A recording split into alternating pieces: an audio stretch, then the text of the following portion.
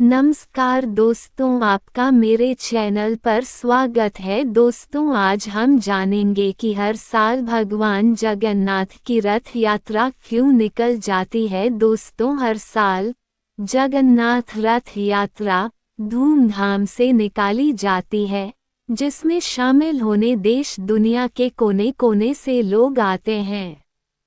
इस बार भगवान जगन्नाथ की 146वीं रथ यात्रा निकाली जा रही है। ओडिशा के पुरी शहर में लाखों लोगों की भीड़ पहुंच चुकी है। ये वैष्णव मंदिर श्रीहरि के पूर्ण अवतार श्री कृष्ण को समर्पित है। पूरे साल इनकी पूजा मंदिर के गर्भगृह में होती है, लेकिन आषाढ़ माह में 3 किलोमीटर की अलौकिक रथ यात्रा के जरिए इन्हें गुंडिचा मंदिर लाया जाता है। दोस्तों, पुरी की रथ यात्रा को गोशा यात्रा या गुंडिचा यात्रा भी कहा जाता है। इस दिन भगवान जगन्नाथ अपने भाई बलभद्र, बहन सुभद्रा और श्री सुदर्शन के साथ रथों में विराजमान होकर अपने मौसी के घर यानी श्री गुंडिचा मंदिर जाते हैं, जो श्री मंदिर से करीब 3 किलोमीटर दूर स्थित है। श्रद्धालुओं की आस्था है कि रथ को एक बार छूने या खींचने से भगवान जगन्नाथ की विशेष कृपा प्राप्त होती है। इसी विश्वास के साथ लाखों लोग विशाल रंग बिरंगे रथों को रस्सियों से खींचते हैं। प्रभु जगन्नाथ का रथ खास होता है। बसंत पंचमी के शुभ अवसर पर रथ को बनाने के लिए लकड़ियों का चयन किया जाता है। एक बार जब रथ बनकर तैयार हो जाते हैं तो सबसे पहले इनकी पूजा पुरी के राजा द्वारा की जाती है। राजा सोने की झाड़ू से रथ और रथ यात्रा के रास्ते को साफ करते हैं। इसके बाद रथ यात्रा शुरू होती है। लोगों का मानना है कि प्रभु श्री जगन्नाथ के रथ यात्रा में शामिल होने से कई यज्ञ करने का फल प्राप्त होता है। देवता श्री गुंडिचा मंदिर में 7 दिन तक विश्राम करते हैं। इस दौरान वहां श्री मंदिर जैसी ही पूजा होती है। फिर 7वें दिन बहुदा यात्रा होती है, जब सभी देवता वापस श्री मंदिर लौटते हैं। दोस्तों, अब हम जानेंगे रथ यात्रा के बारे में कुछ खास और रोचक बातें। सुनने में यह बात अजीब जरूर लगती है, लेकिन ये सच है कि भगवान जगन्नाथ, बहन सुभद्रा और बड़े भाई बलराम जी तीनों की मूर्तियों में किसी के हाथ, पैर और पंजे नहीं होते हैं। इसके पीछे भी एक पौराणिक कथा यह है कि प्राचीन काल में इन मूर्तियों को बनाने का काम विश्वकर्मा जी कर रहे थे।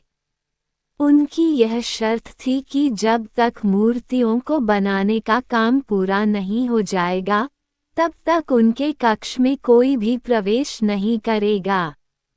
लेकिन राजा ने उनके कक्ष का दरवाजा खोल दिया तो विश्वकर्मा जी ने मूर्तियों को बनाना बीच में ही छोड़ दिया। तब से मूर्तियां अधूरी रह गईं, जो कि आज तक पूरी नहीं हो पाई हैं। तब से इन तीनों मूर्तियों के हाथ, पैर और पंजे नहीं होते।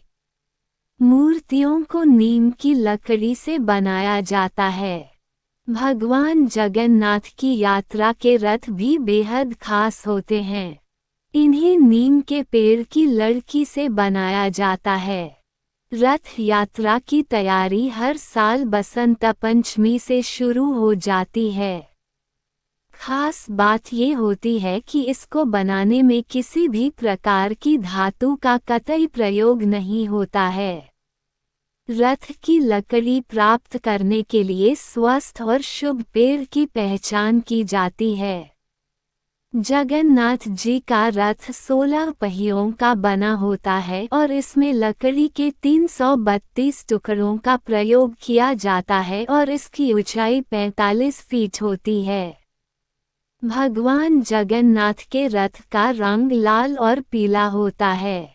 रथ का निर्माण कार्य अक्षय तृतीया के दिन से आरंभ हो जाता है। उनका रथ बाकी 2 रथों से आकार में बड़ा होता है। इनके रथ पर हनुमान जी और नरसिंह भगवान का प्रतीक अंकित रहता है और यह रथ यात्रा में सबसे पीछे रहता है। बलराम जी भगवान जगन्नाथ जी के बड़े भाई हैं और बड़े होने के नाते ये सबका नेतृत्व करते हैं। इसलिए यात्रा में इनका रथ सबसे आगे रहता है। इनके रथ की ऊंचाई 44 फुट होती है। इस रथ में नीले रंग का प्रयोग प्रमुखता से किया जाता है।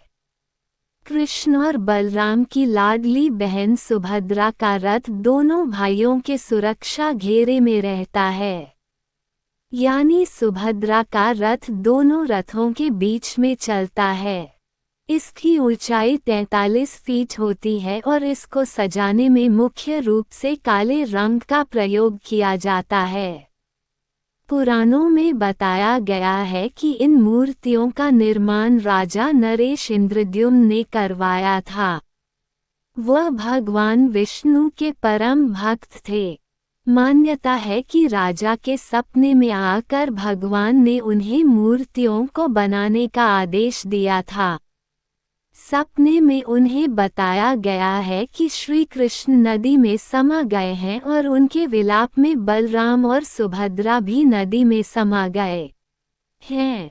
उनके शवों की अस्थियां नदी में पड़ी हुई हैं। भगवान के आदेश को मानकर राजा ने तीनों की अस्थियां नदी से बटोरी और मूर्तियों के निर्माण के वक्त प्रत्येक मूर्ति में थोड़ा थोड़ा अंश रख दिया।